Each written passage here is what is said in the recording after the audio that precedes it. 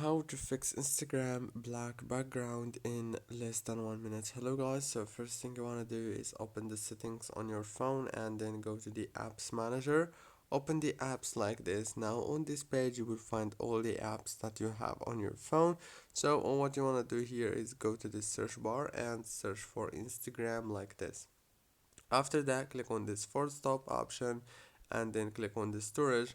Click on clear data, clear cache, and then go back to the home page, open the Play Store and search for Instagram and update it into the latest version.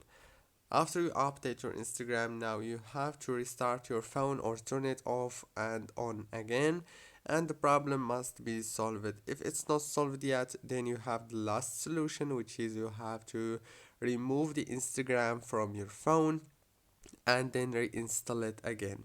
Don't forget to like, subscribe. Thank you for watching this tutorial until the end.